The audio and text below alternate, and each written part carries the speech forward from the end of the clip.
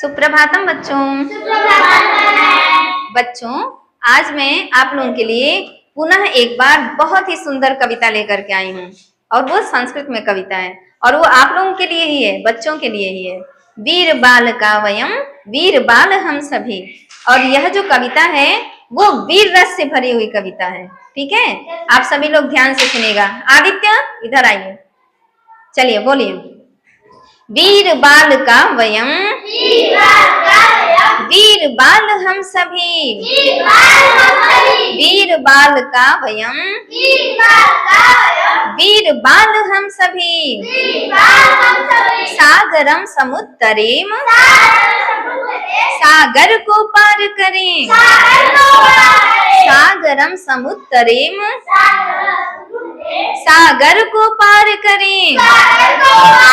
गगन तले उत्पत्तिम, आसमान में उड़े।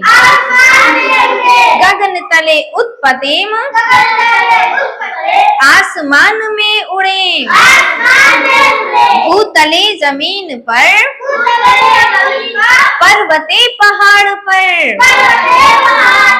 भूतले जमीन पर, पर्वते पहाड़ पर। उत्सवे उमंग में, संग्रामे जंग में।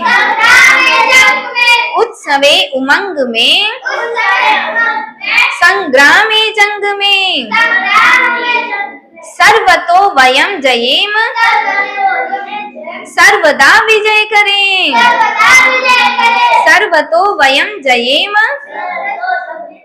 सर्वदा विजय करें। निर्भया सदा भवेम, सर्वदा निडर रहें। निर्भया सदा भवेम,